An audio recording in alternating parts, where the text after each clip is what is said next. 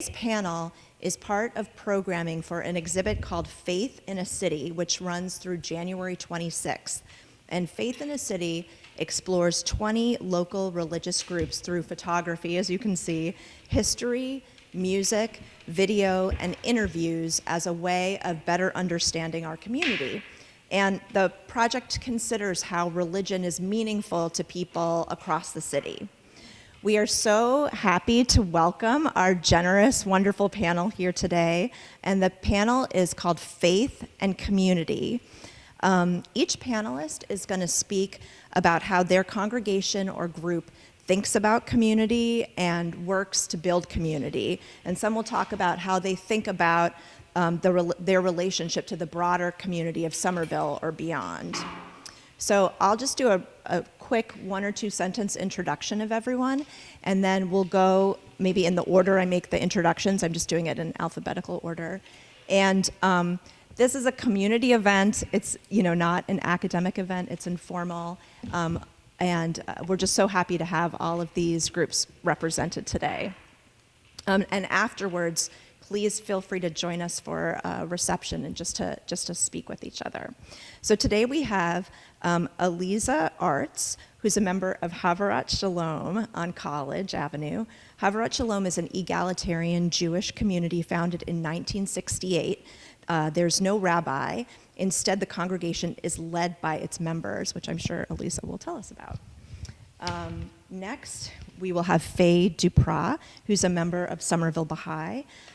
While some cities have Baha'i centers, it's not necessary to meet at a center to worship. So members of Somerville Baha'i often meet in people's homes, as Faye will tell you about, and community service is an important part of the faith. Vijay Selly is one of the founding members of Shivalya Temple of Greater Boston, a Hindu temple that's located on Mystic Avenue. If you're wondering where, it's near the entrance to 93 North. Selly and other interested families from Somerville, Cambridge, and Medford looked for a property for more than 10 years before they found their location in 2015. And today, he estimates that over 30,000 people visit the temple every year. Then we have Priya Sraman. He's the Buddhist chaplain at Tufts University, and he joined the university chaplaincy team in 2016 as Buddhist in residence and became the chaplain in 2018. He's originally from Bangladesh and received his Master's of Divinity degree from Harvard Divinity School in 2017, and he's been living as a Buddhist monastic since 2003. Finally, we have Haiti Thomas from the Missionary Church of the Haitian Community. It's located on Temple Street at the corner of Mystic Avenue, and it's co-led by pastors Guy Thomas and Sauvigny Mirbel. The congregation purchased the church in 2008. It was originally built in 1927 as St. Polycarp Catholic Parish. So thank you so much again for coming. Again, they're going to be holding the microphone, but it doesn't help with amplification. So if you need someone to speak up a little bit, just say so. And welcome again, and join us afterwards for conversation. Take it away. Thank you. As Sharon mentioned, my name is Aliza, and I'm a member of Havarat Shalom. Havarat Shalom was founded in 1968, and I have been there since 1978. Havarat Shalom means fellowship of peace. So from the very beginning, clearly we were interested in community. And as I understand it, one of the reasons that Havarat Shalom came together was that a number of people who formed it felt like their lives were very compartmentalized. So they had the group that they studied with, and the group that they prayed with, and the group that they did social action with, and there were 3 different groups. And they really wanted to have one group where they could, in some cases, live with them, pray with them, learn with them, eat with them. So it was a very small and very close, intentional community. And we are still, in many ways, an intentional community. There's a paradox of community. On the one hand, we think of community as being open and welcome and ready for anyone to join. That notion of like 1,000 people doing Tai Chi together, right? Or 1,500 people praying in the same prayer together. Like, that's community, and that's big and it's wonderful. But when you get that big, you also lose some of the personal connections and some of the intimate connections. And conversely, if you're a small intentional community that really works on knowing each other well and having the personal connections, well, then you can lose contact with the outside world and you lose some of that big stuff. So I don't think that we ever explicitly said that, but I can tell you that in the over 40 years I've been at the Chavurah, we had many conversations that were called Whither the Chavurah, who are we, what are we supposed to be, what are we doing, and we wrestled with questions like, well, if somebody wants to join the community and we're not comfortable with them personally, should they join the community? I don't think there was a moment where we said, oh, we solved the problem. But I will tell you that we have not had those conversations lately, because I think we evolved a solution to the problem, or a way to deal with that paradox. And for us, what that meant, in my opinion, everything at the Chavurah is in each of our personal opinions, is that we kind of have an unofficial tier system, T-I-E-R. So what I mean by that is there are people who are members, who are what we call working members, and we're a consensual community. We do things by consensus, not by vote. So if you have 100 people of very, very diverse opinions, clearly it's very hard to have a consensus. So our working member community is about 33 people right now.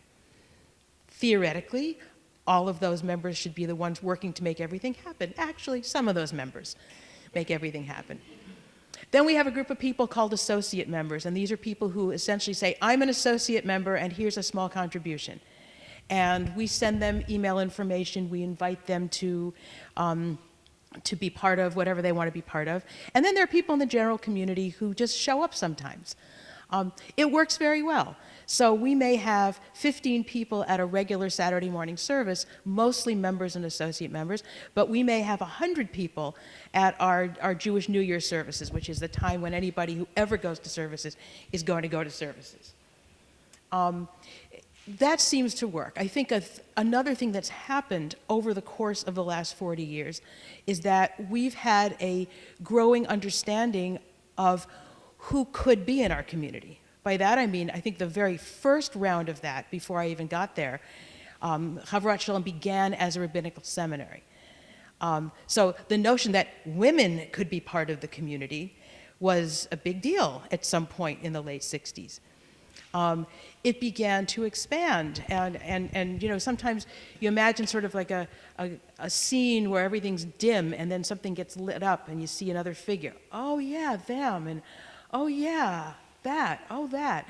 So, you know, it became clear to us in an explicit way that, that families were part of our community, that people of different sexual orientations were part of our community, that people of different ethnic groups, whether or not they were Jewish, were part of our community, that people who weren't Jewish were part of our community. Now, as in other faiths, there are things that one has to be Jewish for.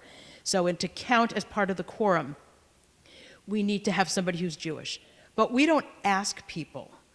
You know, we don't ask for proof. If a person comes and says, I identify as Jewish, that's fine with us. People of different abilities are part of our community. And one of the things we did about 18 years ago was to reconfigure our space so it's handicapped accessible. People who have chemical sensitivities are part of our community. So we ask people not to wear scents. We try very hard to control the mold and some other things. People who are non-binary in the way they imagine themselves are part of our community. Which means that we work very hard to make a highly, highly gendered language, which is Hebrew, as non-gendered as possible. So what you have is this kind of funny lens where we're a very small group with particular a setup to limit how many people become working members, but on the other hand, a very open group where I would say 98% of everything we do is open to anyone. Should any of you show up at one of our Saturday morning services, you will be inundated with people wanting to know who you are and introduce themselves, and you know, oh, we have lunch this week. If you didn't bring anything, it's fine, please stay. And to my mind, that's the way to really deal with both the intimacy of community and the universality of community.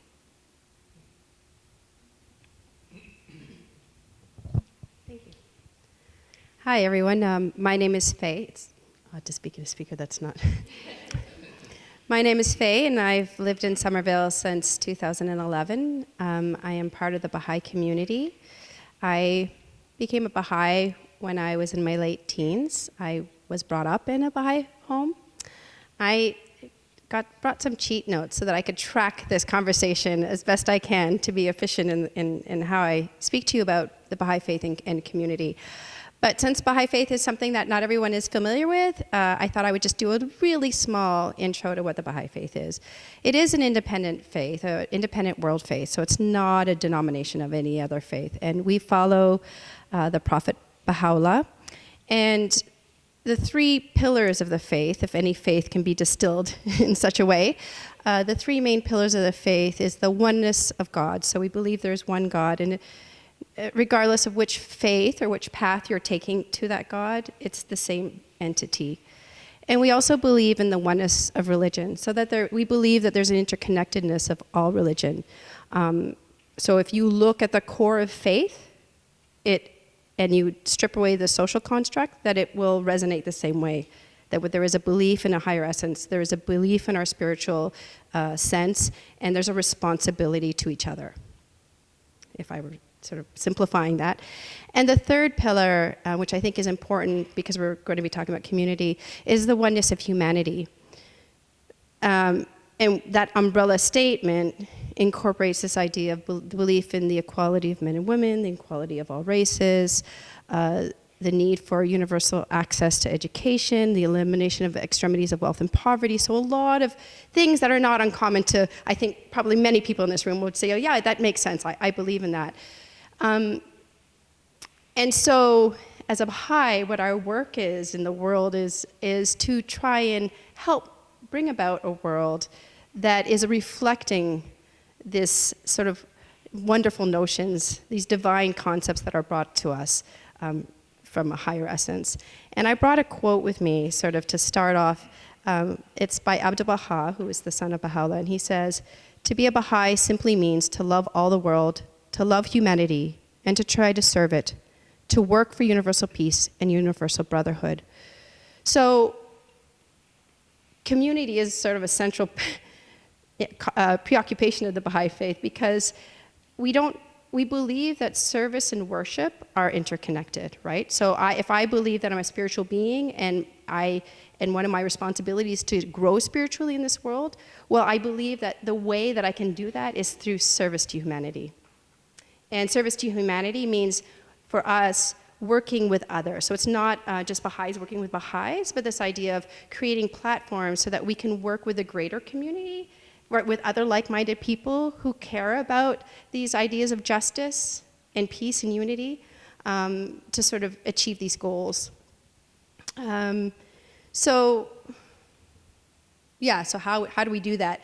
There's something we call the Institute process, which is very much, it's education-based, because we do believe that through education we can better ourselves and we can serve humanity in our greatest capacity, right? We all have capacities, and through education we actually refine those capacities, right?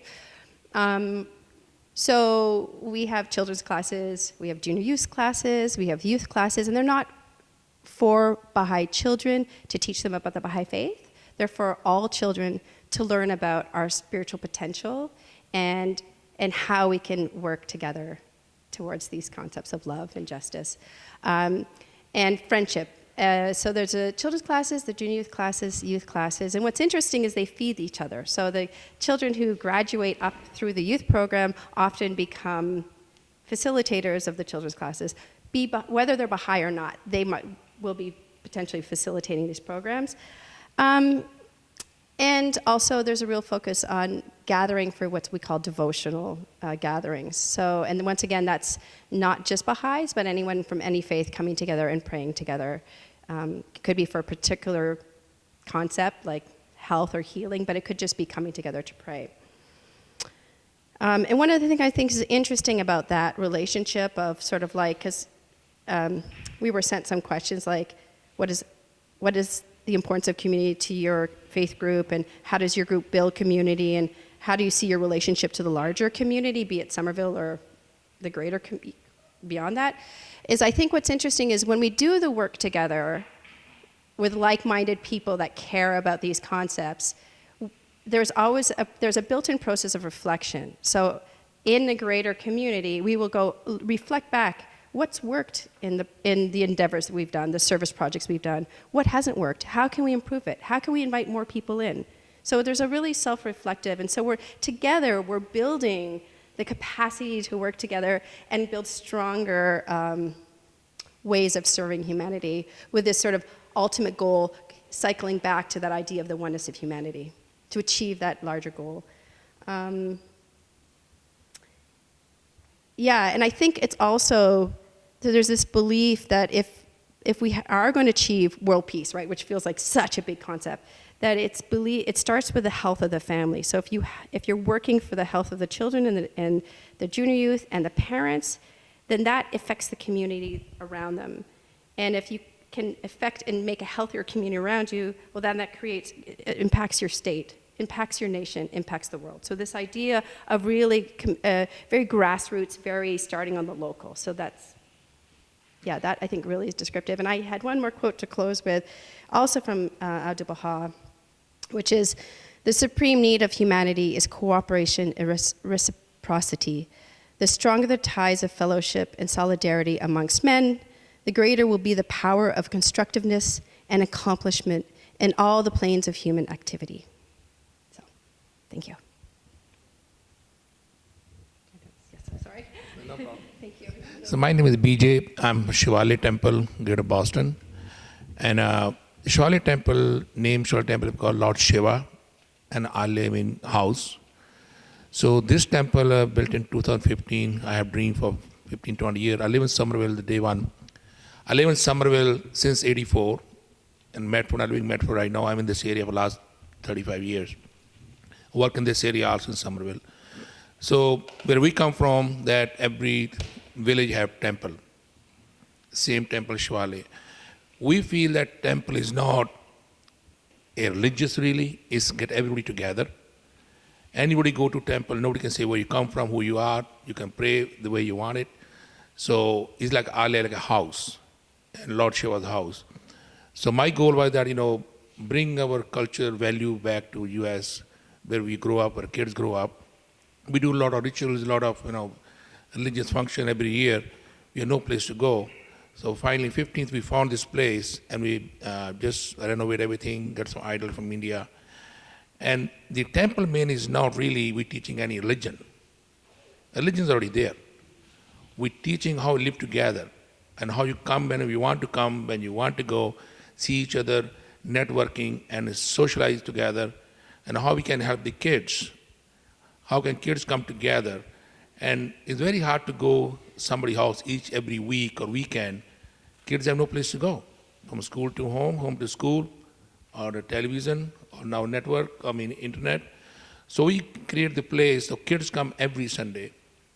The families comes, the kids have place to play and socialize together. Now kids telling their parents, we want to go to temple. I never heard in my life, I want to go to temple myself. So we create, this is under that faith that we're going to develop our kids and build their future long time to come.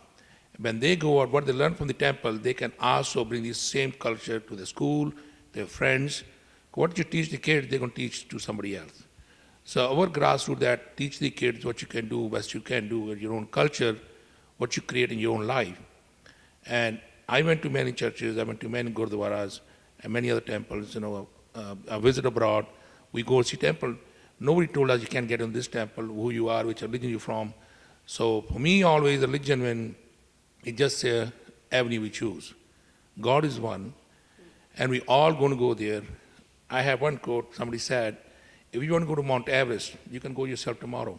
No one going to stop you, right? But if you want to get there, you need everybody's help together.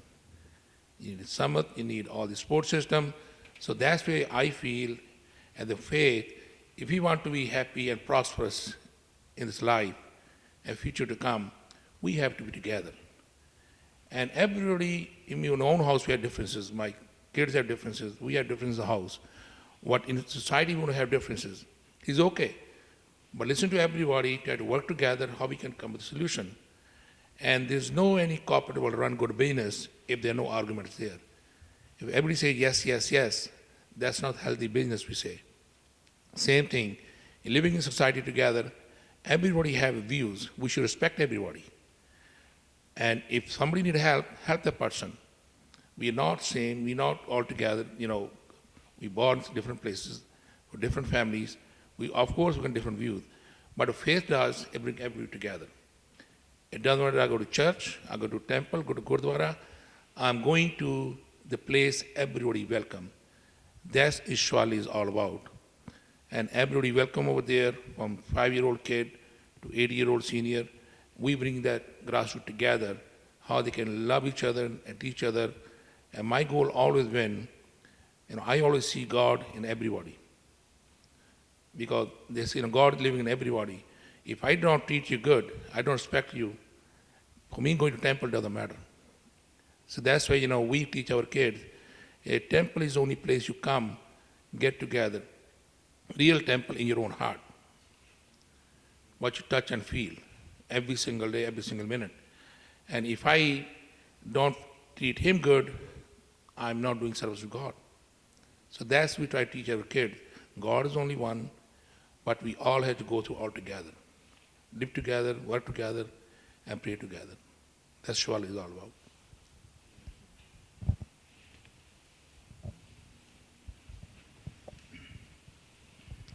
Hello, my name is Priya. I'm the Buddhist chaplain at Tufts University, and I'm originally from Bangladesh. I have been in Boston for the past 5 years. Since 2014, I came to Harvard Divinity School to join the Master of Divinity program. I do not live in a Buddhist temple because there is not one in my tradition within Boston, because the Buddhist community that are here from Bangladesh are still very small.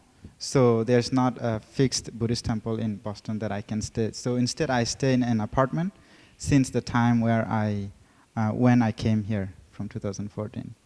But I do practice Buddhism with the fellow Buddhist community from Bangladesh who are here, scattered around the Boston city.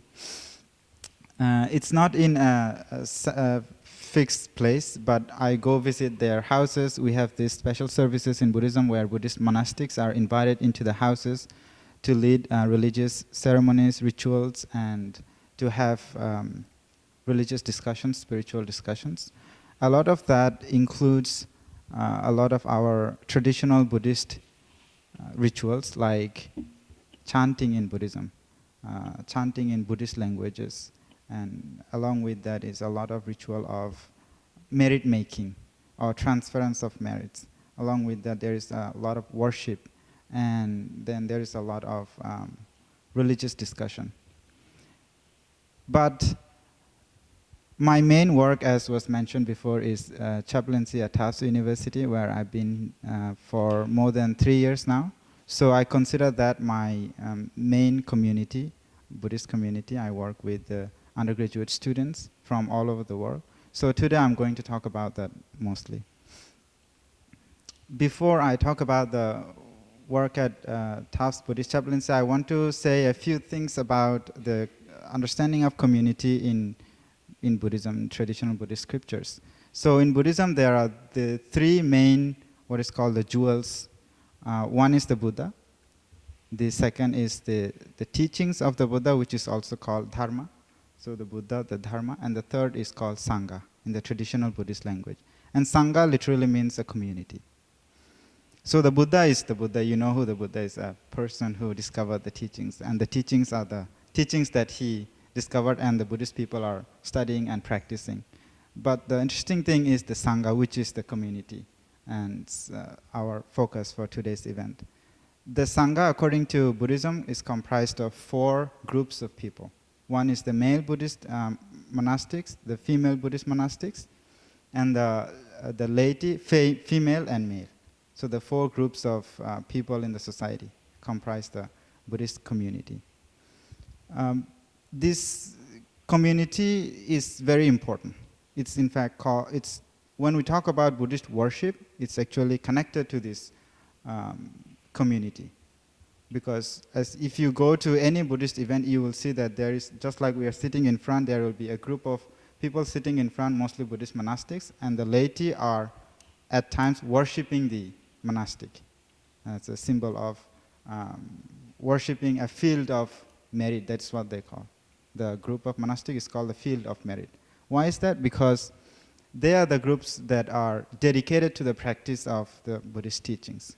They live in monasteries, they practice the teachings, they are dedicated to develop the virtues within themselves and then to share it with the people around them. Now, there is an interesting event in the life of the Buddha that I want to bring our attention to, which is connected to the understanding of community in Buddhism. There is a time when one of his close disciples is telling the Buddha, in admiration of friendship and community, he says to the Buddha, Lord, according to my understanding, the Buddhist spiritual life, part of Buddhist spiritual life is having a wholesome companion or having a wholesome friendship. It's half the Buddhist spiritual life. And the Buddha says, no, you are wrong. Having a wholesome friendship or wholesome companion is full of Buddhist spiritual life. It's not just half. He's saying that because he says, if you have a wholesome friend, a friend who is good, a friend who is wise, a friend who is advanced in spirituality, you don't have anything to worry. He will guide you. He or she will guide you along the way. You can rely on that friend. If you are going through difficulties, if you are going through challenges in your practice, personal and spiritual, your friend is there to help you. But make sure that friend is wholesome. Make sure that friend is wise. If you are in association with wise people, you will grow in wisdom as well. So I was thinking about the title of today's event, Faith and Community. And I was thinking the Buddhist understanding is faith in community. You rely on your community. You have faith in your community. You trust your community. So whenever I go to work at Tufts University, this is always on my mind. Because as you know, a university is a place where lots of strangers come together from all over the world. And every year in the fall semester, I can see there is a lot of anxiety and a lot of tension and stress in the first year students. They have left their family, they have left their friends, and this is a place where they're trying to still navigate and understand who is their friend, how to build friendship, and how to make this place a home to them, right? So in my work with the Buddhist community at Tufts, I try to make that space a space for everyone, not necessarily students who identify as a Buddhist, or not necessarily students who are only interested in Buddhism, but a place for anyone who wants to find community, who wants to find friendship, right? A place where they can, like a station, where they can come and find their basis and make some friends, right? And we have twice a week events, meditation, and community time, where it's all voluntary. There's no obligation for anyone to come every week. So students come because they like it. Every week on average we have about 15 to 20 students who come to join our events.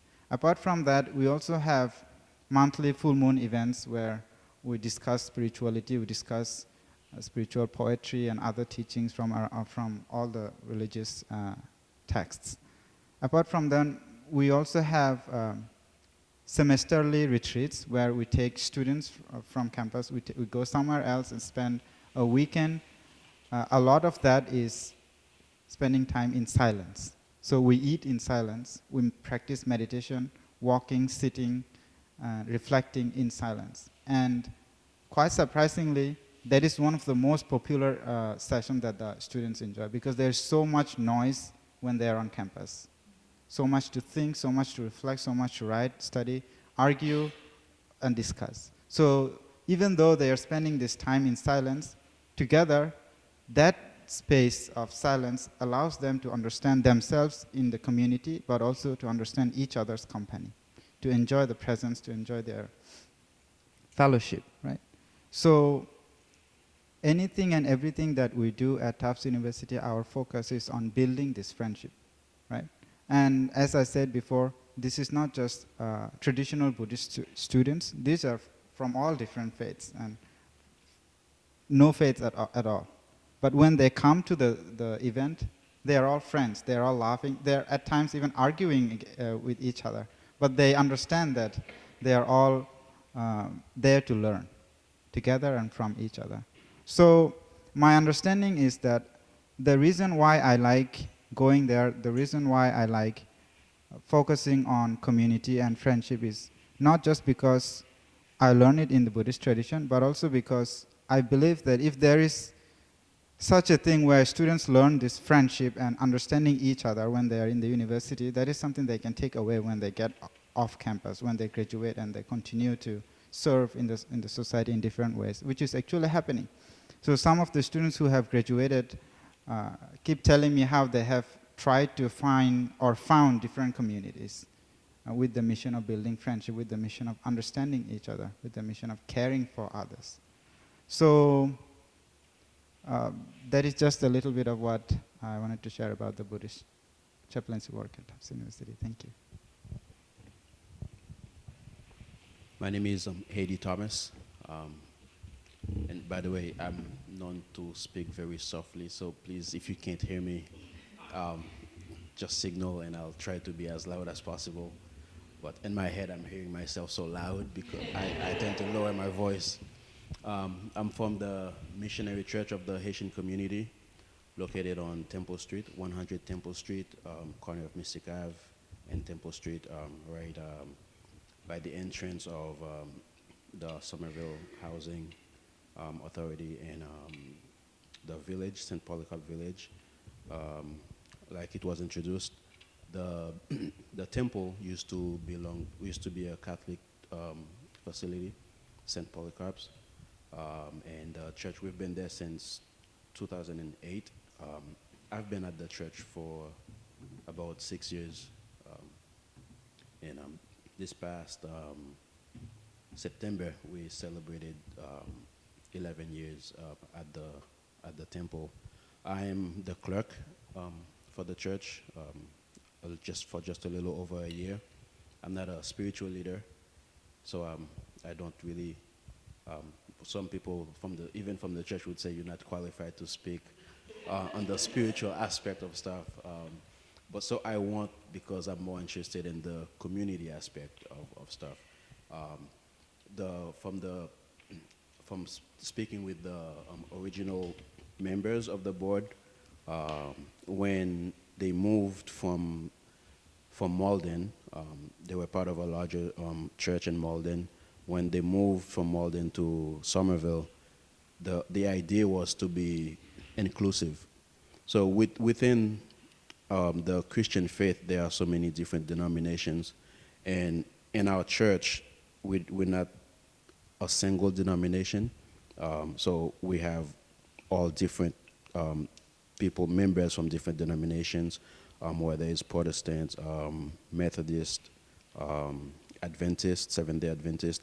They all, for the Seventh-day Adventist folks, they go to church twice a week because they still go to church on Saturdays. Just because they know we're inclusive, they take part of our service. So the main focus of the church is community. So which is why they wanted to include it in the names. Even the name is oftentimes up for debate for a name change, because a lot of people, and rightfully so, have issue with the Haitian part of it, because the work we do is not reflected in the name, because we're not open to just Haitians. We've had different people attend the church. Usually I would be the person translating, so if anyone would walk into the door, somebody would find me, or if I'm not there yet, they would call me saying, you need to run here because you have to translate. So I grew up in Cambridge. I went to high school in Cambridge, but however, I was always in Somerville. After graduating from Cambridge High, Range and Lyon, I moved to Somerville, and that's where I've been until I moved out of Somerville. But I still work in Somerville. I obviously go to church in Somerville. So Somerville has always had a special part of my life in my heart. So what we do at the church is one way we reach out to the community is through our food pantry, which I'm the coordinator for. When they were putting together the structure for the church, the focus wasn't as much as they wanted to focus on inside the church internally, but they spend more time focusing on the community. It's also a belief where somebody from the church, I'm going to try to quote him. He said that the cross that Jesus died on, it has two aspects to it. One, the vertical part of it has to do with your relationship with God, and the horizontal piece of it has to do with the relationship with each other. So the main point in our belief is that we are saved to serve.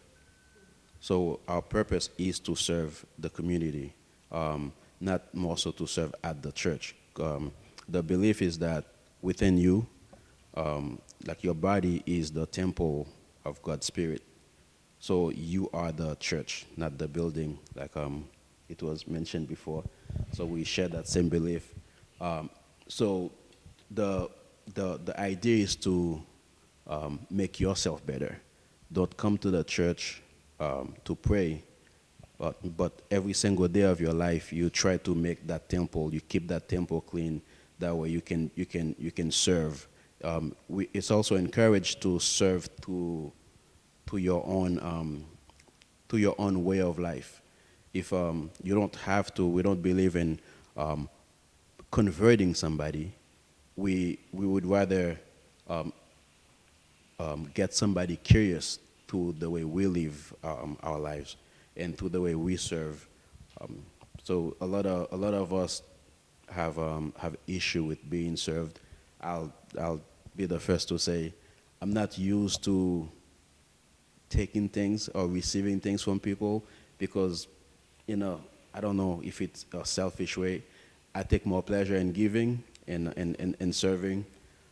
So I get uncomfortable if somebody is trying to serve me. I don't know if that makes sense, but so what we do is within the church we have different ministries. So the structure is, even though the church could have hundreds of people, but within it there are different ministries, men's ministry, women ministries, youth ministries, and they all meet different times of the week. They gather together, and we also have a prayer ministry, which I'm very fascinated by. So I'll take a few seconds to talk about what they do.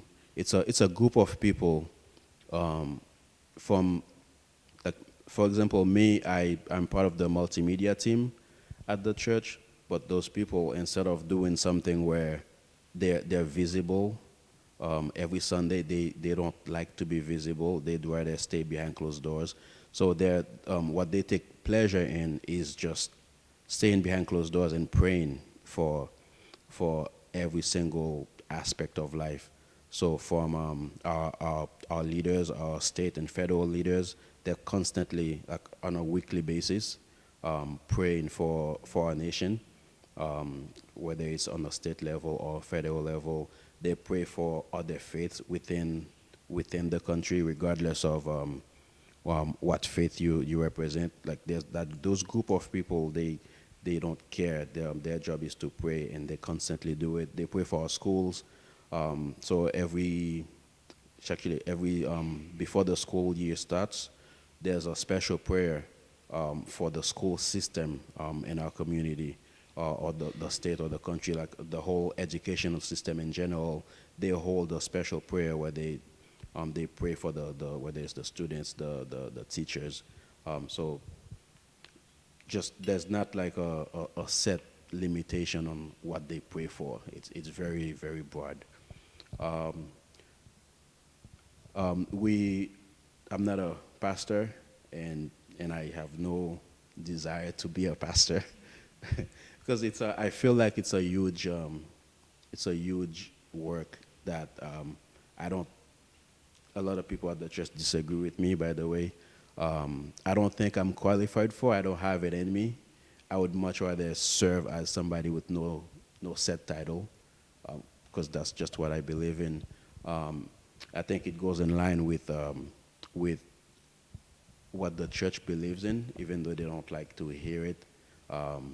If you're serving, then you're serving. It has nothing to do with your title. As a whole, that's how we serve the community. So if for example somebody from anywhere off the street you walk in, they take pleasure in welcoming you. It may, to the point where they may do it so, I don't know how to describe it, but they may do it in such a way it might make you feel uncomfortable. Be like is it because I stand out or whatever? It's regardless. If they don't know you, regardless of how big the church is or the congregation is, I remember walking in for the first time at that church, like I came to that church first of all because I wanted to go to a church where nobody knows me and I could just quietly sit and worship. And I walked in that first day, said, oh, hey, my brother, this guy, actually I happen to be good friends with him now. My brother, I've never seen you here before. I look around and we all Haitians, there's this saying that goes, we all look alike. I'm like, how do you pick me out? That was actually my very first day at the church. It was surprising to see how he picked me out, but he meant it. He meant good, so it wasn't because he wasn't singling me out. He just happened to notice. I wish I could have the kind of vision he has to just meet somebody for the first time and be like, oh, I've never seen you here before. So it happens quite often. I've learned to appreciate it. So if anybody off the street would come in and you get welcomed that way, it's just their way of showing that they're happy to see you and they want to welcome you and make you feel as comfortable as possible, even though their approach may be uncomfortable. I imagine Sharon's supposed to get this mic next, but I'm going to hijack it for a minute just to say that, and I'm expressing the feeling of everybody here. This project has opened us up in so many ways to know so much about our city and about the groups in our city that I'm just overcome and overwhelmed with what it's done for me. Now you can have the mic. So can we give a hand to our panel?